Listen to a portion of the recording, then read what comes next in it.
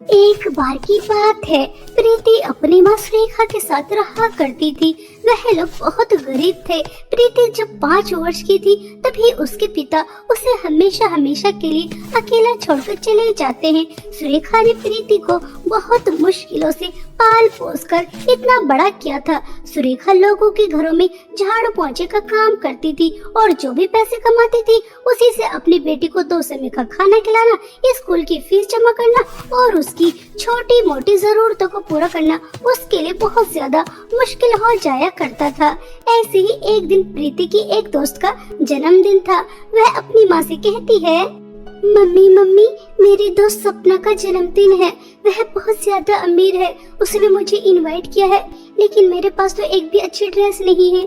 क्या आप मुझे एक नई फ्रॉक दिला देंगी ताकि मैं उसके जन्मदिन पर पहनकर जा सकूं और मेरी इंसल्ट ना हो? मेरी प्यारी बच्ची, तुम्हें घर के हालात पता तो हैं। लोगों के घरों में काम करके चंद रुपए ही मिलते हैं, जिससे घर का खर्चे चलाना और तुम्हारे स्कूल की फीस जमा करना मेरे लिए बहुत मुश्किल हो जाता है। लेकिन मेरी प्यारी बच्ची, तुम चिंता मत करो, मैं तुम्हें इस महीने के अंदर अंदर एक नई फ्रॉक जरूर दिला दूंगी।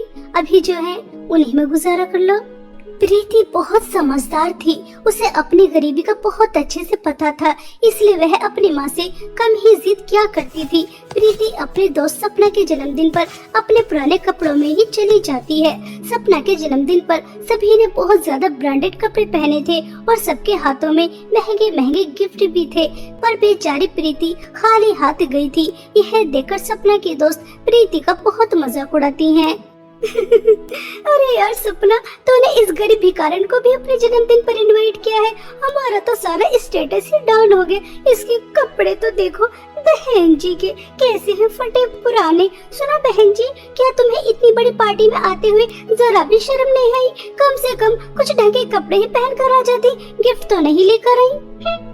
इससे अच्छे कपड़े तो हमारे घर की नौकरानी पहनती है, लेकिन इसकी औकात तो हमारी नौकरानी जितनी भी नहीं है। और आगे इतनी बड़ी पार्टी में खाली हाथ तेरे लिए एक गिफ्ट भी नहीं लेकर आई, और हम कितने महंगे महंगे गिफ्ट लेकर आए हैं। अरे यार, यह पढ़ाई में अच्छी है इसलिए मैंने इसे अपना दोस्त बना के रखा है, वरना मैं भी इसे दोस्ती नहीं करती, क्योंकि यह इतनी ज्यादा गरीब जो है यह समझे कि मेरे गुलाम है। मैं जैसा कहती हूँ वैसा करती है। मेरा होमवर्क हो जाता है, स्कूल का काम समय पर रहता है, इसलिए इसे दोस्त बना के रखा है, वरना तुम्हारी तरह मुझे भी गरीबों से बहुत ज्यादा नफरत है। सपना, आज तुमने मेरा दिल तोड़ दिया। मुझे लगा था कि तुम और अमीर लड़कियों की तरह नहीं हो। तुमने मेरी ईमानदारी देखकर, मेरा साफ मन देखकर मुझसे दोस्ती की है, लेकिन नहीं, तुमने तो मुझे अपना गुलाम बना के रखा है, अपना पालतू कुत्ता समझती हो। सपना, एक बात याद रखना, दोस्ती स्टेटस देखकर नहीं की जाती। दोस्ती में प्यार, भरोसा और विश्वास होना चाहिए, लेकिन यह तुम नहीं समझोगी क्योंकि तुम्हें अपने अमीर होने पर बहुत ज्यादा घमंड है। ऐसा कहकर प्रीति रोते हुए घर आ जाती है। प्रीति बहुत ज्यादा फूट फूट कर रो रही थी। तभी प्रीति की माँ प्रीति से पूछती है तो प्रीति अपनी माँ से कहती है, माँ, हम गरीब क्यों हैं? हमारी किस्मत और जैसे क्यों नहीं है? माँ, आपको पता है सपना मुझे अपनी दोस्त नहीं मानती। वह तो बस अपना होमवर्क कराने के लिए मुझसे बात करती है, लेकिन मैं तो उससे अपने सच्चे दोस्त मानती हूँ। हम गरीबों के साथ ऐसा ही क्यों होता है कि हमें उनसे बात करने के लिए उनकी गुलामी करनी पड़ती है? माँ, ऐसी जिंदगी का मैं क्या करूँ? मुझे नहीं चाहिए ऐसी जिंदगी। सुरेखा अपनी बेटी को दिलासा देती है। ऐसे ही कुछ दिन बीत जाते हैं। एक दिन छुट्टी हो जाने के बाद 2 बच्चे फटे पुराने कपड़ों में सपना और उसकी दोस्त के पास आते हैं और उनसे कहते हैं, दीदी दीदी, हमारी मदद करो। हम दोनों भाई बहन ने कुछ भी नहीं खाया, हम भूखे हैं, और अगर हमने किसी से कुछ खाने के लिए मांगा तो उन्होंने हमारी पिटाई भी की। देखो, हमारे सर से खून भी निकल रहा है। कृपया करके आप हमारी मदद करो। छी छी, हटो यहाँ से, दूर हो जाओ। तुम्हारे अंदर से कितनी बदबू आ रही है, और हम क्या तुम्हारी मदद करने वाले नजर आ रहे हैं? हम तुम्हारी कोई मदद नहीं करेंगे। पता नहीं कहाँ से आ जाते हैं भिखारी बच्चे। तुम्हारे माँ बाप कहाँ हैं? लगता है उन्होंने तुम्हें भीख मांगने के लिए बाहर निकाल दिया। चलो जाओ यहाँ से, सारा मूड खराब कर दिया। सपना, बेचारे इन दोनों मासूम बच्चों की तरफ तो देखो, ये कितनी ज्यादा भूखे हैं और इन्हें चोट भी लगी है। क्या तुम्हारे सीने में दिल नहीं है? तुम तो इतने ज्यादा अमीर हो लेकिन दिल के बिल्कुल गरीब। प्यारे बच्चों, मेरे पास तुम्हें देने के लिए ज्यादा नहीं है, ये लो 20 रुपए हैं। सपना यार देख तो, एक भिखारन कैसे दूसरी भिखारियों की चिंता कर रही है। ऐसा कहकर सपना और उसके दोस्त प्रीति का बहुत मजाक उड़ाते हैं, लेकिन प्रीति को उनकी बात का बुरा नहीं लगता और वह दोनों बच्चों की मदद कर कर घर जा रही थी कि तभी उसे रास्ते में एक जख्मी कुत्ता मिलता है। वह दर्द से करहा रहा था। प्रीति उस कुत्ते की मदद करती है। प्रीति, ये तो क्या कर रही है? इस कुत्ते में से कितनी ज्यादा बदबू आ रही है, मक्खियाँ भी भिन भिना रही है। तूने इसे गोद में उठा लिया? छी! सपना, तुम्हें दिखाई नहीं दे रहा? यह दर्द में है, हमें इसकी मदद करनी चाहिए। हमें मुसीबत में आए इंसान हो या जानवर, सभी की मदद करनी चाहिए। यही इंसानियत होती है। और तुम्हें इतनी बदबू आ रही है तो और दूसरे रास्ते से चली जाओ। लेकिन नहीं जाओगी, घर जाने का तो सिर्फ एक यही रास्ता है ना। पता नहीं तुम हमेशा अपने घमंड में चूर चूर क्यों रहती हो। ज्यादा बकबक मत कर, मुझे भी कोई शौक नहीं है तेरे साथ घर जाने का। वो तो घर जाने का सिर्फ एक यही रास्ता है, इसलिए तेरे साथ जा रही हूँ। सपना प्रीति से ऐसा कह ही रही थी कि तभी वह कुत्ता एक सुंदर परी के रूप में आ जाती है और वह सुंदर परी प्रीति से कहती है, प्रीति तुम बहुत अच्छी हो, तुम्हारा दिल बहुत बड़ा है। तुम्हारे पास सिर्फ 20 रुपए ही थे और वह भी पैसे तुमने गरीब बच्चों को दे दिए। फिर तुम्हें एक जख्मी बदबूदार कुत्ता मिला, तुमने उसकी मदद करने में 1 मिनट भी नहीं लगाई। और सपना, तुम बहुत बुरी हो। तुम्हारे पास कितनी सारी धन दौलत है, लेकिन उस धन दौलत का क्या फायदा जो वह दूसरों के काम न आ सके। प्रीति, मैं तुम्हें अपनी दुनिया में लेकर जाना चाहती हूँ। वहाँ पर मेरे जादुई फ्रो की 3 नदियाँ हैं। वहाँ जाकर तुम्हें बहुत अच्छा लगेगा और वह नदियाँ बहुत ज्यादा सुंदर हैं। परी की यह बातें सुनकर प्रीति बहुत खुश हो जाती है, लेकिन सपना अंदर ही अंदर बहुत ज्यादा चिढ़ती है। देखो तो, इस गरीब की किस्मत अब ये परी के साथ परी की दुनिया में जाएगी। परियों की दुनिया तो कितनी ज्यादा सुंदर होती है और ये परी इसे अपनी जादुई फ्रो की 3 नदियाँ भी दिखाएगी जो कि बहुत ज्यादा सुंदर है। इस गरीब के तो मजे आ गए। परी जी, अगर आप बुरा न मानो तो क्या मैं अपनी दोस्त सपना को भी आपकी दुनिया में लेकर आ सकती हूँ? आपकी जादुई फ्रो की 3 नदियाँ अगर सपना भी मेरे साथ देखेगी तो मुझे बहुत अच्छा लगेगा। ठीक है, अगर तुम अपनी दोस्त सपना को हमारे साथ लेकर आना चाहती हो तो शौक से लेकर आओ, लेकिन एक बात का हमेशा ध्यान रखना, वहाँ जाकर किसी भी चीज का लालच मत करना, वरना उसका अंजाम अच्छा नहीं होगा। वह परी सपना और प्रीति को अपने साथ अपनी दुनिया में ले जाती है। सपना और प्रीति वहां जाकर वहां के सुंदर सुंदर नजारे देखकर बहुत खुश होती हैं। सपना और प्रीति को परियों की जादुई फ्रो की 3 नदियां नजर आती हैं। एक नदी के पास सोने का फ्रॉक था, दूसरी नदी के पास चांदी का फ्रॉक था और तीसरी नदी के पास फटा पुराना बहुत बेकार सा फ्रॉक था, जिन्हें देखकर प्रीति और सपना दोनों ही चौंक जाती हैं। तभी वहाँ पर रानी परी आती है और वह सपना और प्रीति से कहती है, तुम्हारे सामने परियों की 3 फ्रॉक की नदी है। अगर तुम जादुई तीसरी नदी का फ्रॉक पहनती हो तो तुम एक ऐसी दुनिया में पहुंच जाओगी जहां पर लोगों को मदद की जरूरत है। वहां जाकर तुम उनकी सेवा करोगी, लेकिन उसके बदले तुम्हें कुछ भी नहीं मिलेगा। और अगर तुम जादुई सोने और चांदी की नदी के फ्रॉक पहनती हो तो तुम्हें बहुत सारी धन दौलत मिलेगी। अब तुम्हारे हाथ में है कि तुम परियों की जादुई फ्रॉक की कौन सी नदी का कौन सा फ्रॉक पहनना चाहती हो। परी जी, मुझे आपकी जादुई तीसरी नदी का फ्रॉक चाहिए ताकि मैं मुसीबत में आए लोगों की मदद कर सकूं। मुझे धन दौलत का लालच नहीं है, मेरे पास जो भी है मैं उसी में खुश हूँ। हमेशा तो बेवकूफ ही रहना, तो इतनी ज्यादा गरीब है फिर भी तो लोगों की भलाई के बारे में सोच रही है। तो जैसा पागल मैंने आज तक नहीं देखा। मेरे पास तो इतनी सारी धन दौलत है, फिर भी मुझे तो धन दौलत ही चाहिए जिसकी मदद से मैं पूरी दुनिया पर राज करूंगी। पर मुझे आपकी सोने की फ्रॉक की नदी का सोने का फ्रॉक और चांदी की फ्रॉक की नदी का चांदी का फ्रॉक चाहिए ताकि मैं बहुत ज्यादा अमीर हो जाऊं।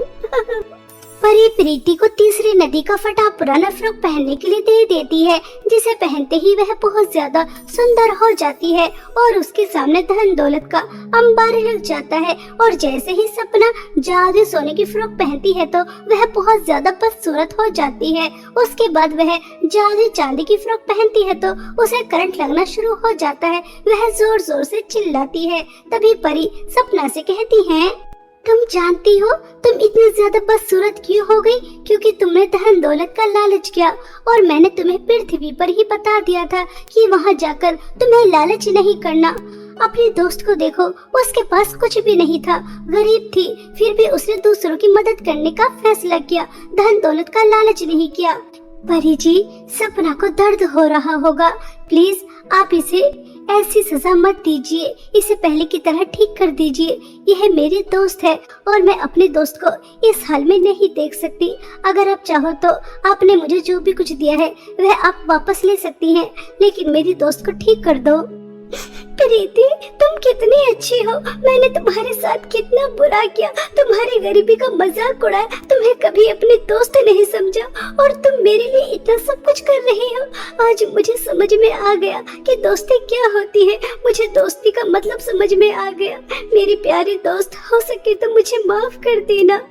सपना प्रीति से सच्चे दिल से माफी मांग रही थी, इसलिए वह पहले की तरह सुंदर हो जाती है और उसे करंट भी नहीं लगता।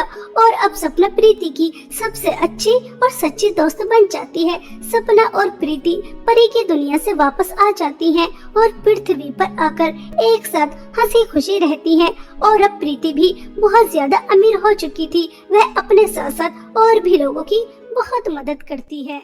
बहुत समय पहले की बात है, दूर किसी मोतीपुर नामक गांव में सभी लोग हंसी खुशी से रहते थे। पूजा की मां की मृत्यु होने के बाद पूजा अकेली ही रहने लगी, जिस वजह से दीपक ने अपनी बेटी के लिए उसने शीला नाम की लड़की से शादी करी, जिसकी एक प्रिया नाम की बेटी थी।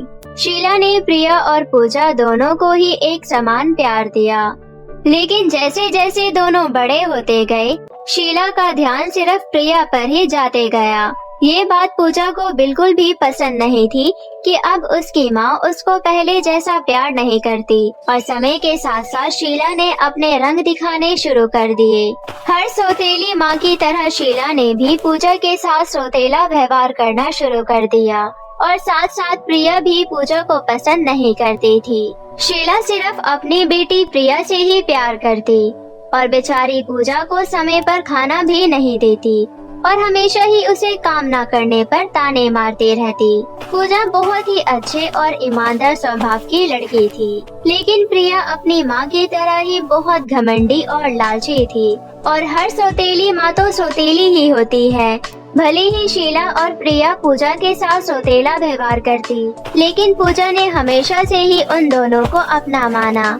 इतने अत्याचार करने के बाद भी आज तक पूजा ने कुछ नहीं कहा, लेकिन फिर भी उसे दिल से बहुत बुरा लगता कि उसकी सौतेली बहन और सौतेली माँ उसके साथ ऐसा क्यों कर रही है। शीला पूजा से काम करवा रही थी, यहाँ तक तो ठीक था, लेकिन अब शीला पूजा से ज्यादा काम करवाने लगी और उसको 2 दिन में एक बार ही खाना देती, वो भी अगर काम पूरा होता तब। और प्रिया का क्या था, वो अपनी जिंदगी में बहुत मजे कर रही थी और बहुत ही खुशी से रह रही थी।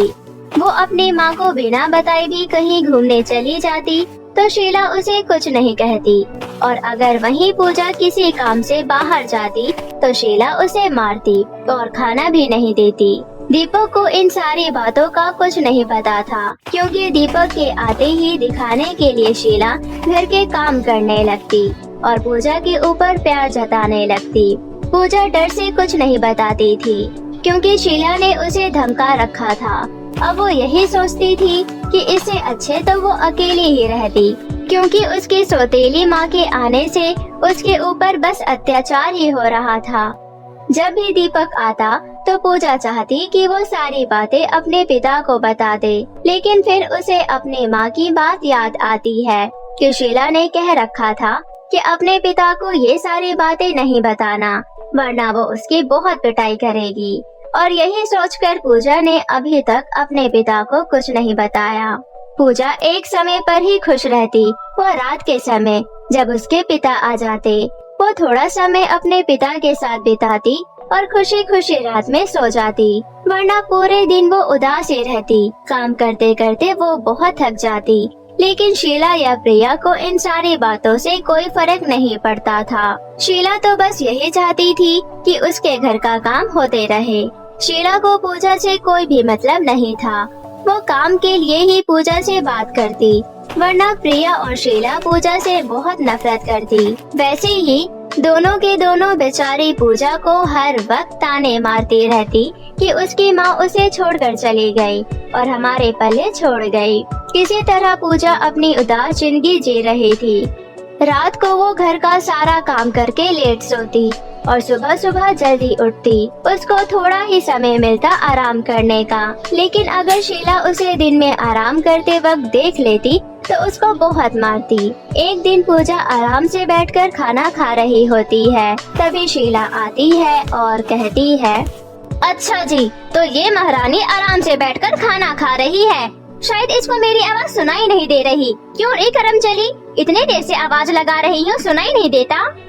माँ, मैं बस खाना खा रही थी। मुझे थोड़ी ज्यादा भूख लगी थी, इसलिए मैंने सोचा कि पहले खाना खा लेती हूँ, फिर घर के काम कर लूंगी। हाँ, अब तो तुझ घर की नौकरानी है, ज्यादा महारानी बनने की कोशिश मत कर, जा कामों में लग जा। हाँ माँ, थोड़ा सा ही खाना बचा है, खा लेती हूँ, फिर कर दूंगी।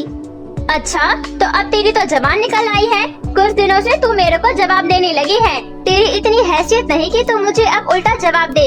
एक तो तुझे इस घर में रहना और खाना दे रही हूँ, लेकिन फिर भी इन्हें आराम चाहिए। दिन भर बस आराम ही करती रहती है।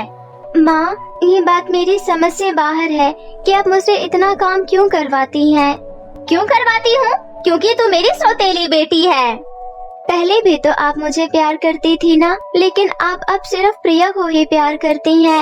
आप जितना काम मुझसे करवाती है, उतना काम अगर आप प्रिया को कहेंगे तो प्रिया तो उसका आधा काम भी नहीं करेगी। मैं अपनी बेटी को काम करने के लिए क्यों कहूँगी? वो मेरी बेटी है और मैं चाहती हूँ कि वो एकदम ऐशो आराम से रहे। उसे बड़ा करके मुझे नौकर नहीं बनाना है। हाँ तो माँ, मुझे भी बड़ा होकर नौकर नहीं बनना है। अब मैं परेशान हो चुकी हूँ आपके तानों से, और मैंने सोच लिया है कि आज मैं पिताजी को बता दूंगी कि आप मुझ पर कितने अत्याचार करती हो। अच्छा ठीक है, बताती हो। शायद तुझे पता नहीं कि उसके बाद तेरा क्या होगा। जो भी होगा देखा जाएगा, पर आज मैं पिताजी को बता दूंगी। सुशीला को बहुत गुस्सा आता है और वो पूजा का हाथ पकड़ती है और बाथरूम में जाकर उसे बंद कर देती है। माँ, खोलो दरवाजा, मुझे माफ कर दो। मैं पिताजी से नहीं कहूँगी, मुझे माफ कर दो। इतनी जल्दी तो ये दरवाजा नहीं खुलने वाला। जब तक तेरे पिता नहीं आ जाते तब तक ये दरवाजा नहीं खुलेगा। बड़े जवान चलने लगी है तेरी। माफ कर दो माँ, आज के बाद मैं कभी ऐसा नहीं कहूँगी और आपके बोलने से पहले घर के सारे काम कर दूंगी। अब तो जितनी मर्जी माफी मांग ले, अब ये दरवाजा तो रात को ही खुलेगा। अंदर बाथरूम में पूजा बहुत रो रही होती है, लेकिन जैसा कि शीला ने कहा कि रात को ही दरवाजा खुलेगा, और वैसा ही होता है। शीला रात को ही दरवाजा खोलती है। फिर पूजा शीला से माफी मांगती है। ये दिन शायद तुझे याद रहेगा। अब मुझसे जबान लड़ाने से पहले ये दिन एक बार याद कर लियो। ऐसे ही किसी तरह पूजा की जिंदगी बीत रही थी। एक दिन शीला पूजा को दूसरे गांव से अपने लिए चूड़ियां लाने को कहती है। अरे पूजा, दूसरे गांव में जाकर मेरे लिए चूड़ियां लानी है तुझे। लेकिन माँ, चूड़ियां तो यहाँ पर भी मिल जाएगी। मैंने बोला ना तुझे, उसी गांव से चूड़ियां लानी है। मैं हर बार उसी गांव से चूड़ियां लाती हूँ, वहाँ पर चूड़ियां बहुत अच्छी मिलती है। माँ, हर बार आप जाती हैं, तो इस बार भी आप चले जाइए, क्योंकि मैं अकेले इतनी दूर कैसे जाऊंगी। कैसे जाएगी का क्या मतलब है? इतना भी दूर नहीं है वो गांव, बीच में एक जंगल पड़ता है, चली जाइयो। पूजा ने अपनी माँ को ज्यादा बातें नहीं बोली और वो उदास मन से ही दूसरे गांव की तरफ निकल पड़ी। जैसा कि शीला ने कहा था कि बीच में एक जंगल पड़ता है, वैसे ही गांव के बीच में एक जंगल पड़ता था। जब पूजा जंगल में पहुंची तो उसे थोड़ी भूख लगने लगी और वो जंगल में आकर फल ढूंढने लगी। थोड़ी दूरी पर जाने के बाद उसे एक फल का पेड़ दिखाई दिया। उसने फल तोड़े और वो थोड़ी देर बैठकर खाने लगी। और जब वो आगे गई तो उसे वहाँ पर एक गुफा दिखाई दिया और गुफा के अंदर 2 रास्ते थे। तभी वहाँ पर एक जादूगरनी प्रकट हुई। गुफा के अंदर जादुई 2 रास्ते हैं, एक अच्छाई का है और एक बुराई का। अच्छाई के रास्ते पर तुम्हें बहुत सारा ज्ञान और शक्तियाँ मिलेगी, लेकिन बुरे रास्ते पर तुम्हें बहुत सारा पैसा धन मिलेगा। अब तुम बताओ तुम्हें कौन सा रास्ता चुनना है? मैं अच्छाई के रास्ते पर जाना चाहती हूँ। माँ ने मुझे हमेशा सिखाया है कि ज्ञान से बढ़कर कोई चीज नहीं होती। पैसा तो आता रहेगा, लेकिन ज्ञान से बढ़कर कोई चीज नहीं। मैं अच्छाई के रास्ते पर जाऊंगी। ठीक है, तुम अच्छाई के रास्ते पर चली जाओ। और फिर पूजा अच्छाई के रास्ते पर चली जाती है। अच्छाई के रास्ते पर जाते ही उसे एक बूढ़े बाबा दिखते हैं। उन्हें बहुत प्यास लग रही होती है। बाबा जी, क्या हुआ? आपको कुछ चाहिए? बेटी, मुझे बहुत तेज प्यास लगी है, मुझे पानी पिला दो। फिर पूजा अपने चारों तरफ देखती है। थोड़ी दूर जाने के बाद उसे एक नदी दिखती है। वो नदी में से पानी लाती है और उन बूढ़े बाबा को पिला देती है। बूढ़े बाबा खुश हो जाते हैं और पूजा का धन्यवाद करते हैं। फिर पूजा और आगे जाती है। तब एक छोटा बच्चा दिखता है जिसकी बॉल पेड़ में फंसी हुई थी। दीदी, मेरी बॉल पेड़ में फंस गई, उतार दोगी क्या? हाँ, मैं अभी तुम्हारी बॉल पेड़ से उतार देती हूँ। फिर पूजा उस छोटे बच्चे की बॉल पेड़ से उतार देती है। वो छोटा बच्चा भी पूजा को थैंक यू बोलकर फिर से खेलने लगती है। पूजा भी और आगे जाती है। तभी उसे एक परी दिखती है और वो कहती है, तुमने अच्छाई का रास्ता चुनकर बहुत अच्छा किया। तुम दिल की बहुत अच्छी हो और तुमने सभी की मदद की। उन बूढ़े बाबा को पानी पिलाया और उस छोटे बच्चे की बॉल उतार दी। और जैसा कि तुम्हें एक जादूगरनी ने बताया कि तुम्हें बहुत सारी ज्ञान की बातें और शक्तियाँ मिलेगी, मैं ही तुम्हें ज्ञान और शक्तियाँ दूंगी। जिसके बाद परी पूजा को बहुत सारी ज्ञान की बातें और कुछ शक्तियाँ भी देती है। फिर पूजा खुशी खुशी गुफा से बाहर आ जाती है। उसके चेहरे पर एक अलग ही चमक थी और वो बहुत खुश थी। वो सोचती है कि अभी तो उसे चूड़ियाँ लानी है। अरे, अभी तो मुझे चूड़ियाँ भी लानी है और शाम होने को आई, बहुत टाइम लग जाएगा। कोई बात नहीं, जल्दी से चली जाती हूँ। पूजा के इतना कहते ही उसके सामने चूड़ियाँ आ जाती है। फिर उसे याद आता है कि परी ने उसे ज्ञान के साथ साथ जादुई शक्तियाँ भी दी है। वो बहुत खुश हो जाती है और जल्दी से चूड़ियाँ लेकर घर चली जाती है। पूजा के हाथों में चूड़ियाँ देख शीला उससे कहती है, अरे, तू इतनी जल्दी चूड़ियाँ कहाँ से ले आई? माँ, आपने बोला था ना दूसरे गांव से चूड़ियाँ लानी है, तो मैं वहीं से लाई हूँ। अच्छा, ठीक है। अब रात का खाना भी बनाना है, जाकर जल्दी बना दे। ठीक है माँ, मैं अभी खाना बना देती हूँ। फिर वो सोचती है, मेरे पास तो जादुई शक्ति है, जादुई शक्ति मेरे घर का खाना बना दो। और वो देखती है कि उसका सारा खाना बना हुआ है। वो खुश हो जाती है और ऐसे ही अब शीला जो भी कहती, पूजा तुरंत ही वो सारा काम खत्म कर देती। लेकिन शीला को ये बात समझ नहीं आ रही थी कि वो अब इतनी जल्दी काम कैसे कर देती है। और अब वो ज्यादा शीला से खाना भी नहीं मांगती, क्योंकि वो अपनी जादुई शक्तियों से ही खाना भी लाती थी और खा लेती थी। शीला को कुछ समझ नहीं आता। वो अपनी बेटी प्रिया को सारी बातें बताती है। अरे बेटी, प्रिया को कुछ दिनों से देख रही हूँ, ये लड़की घर का सारा काम कर लेती है और वो भी इतनी जल्दी। इसने आज तक इतनी जल्दी काम नहीं किया। हाँ माँ, और मैं भी देख रही हूँ इसके पास 2-3 नई फ्रॉक भी आ गई है। मुझे लगता है कुछ गड़बड़ है, हमें पता लगाना पड़ेगा। हाँ, हमें पता लगाना चाहिए कि क्या बात है। ऐसा सोचकर दोनों माँ बेटी पूजा के पास जाती हैं। फिर शीला कहती है, पूजा, अब सारी बातें सच बता दे। कुछ दिनों से देख रही हूँ तो घर के सारे काम जल्दी कर लेती है और तेरे पास अच्छे कपड़े भी है। बता फिर, ये सब तू कैसे करती है? फिर क्या था, भोली भाली पूजा दोनों माँ बेटी को सारी बातें बता देती है। दोनों के ही मन में लालच आ जाता है।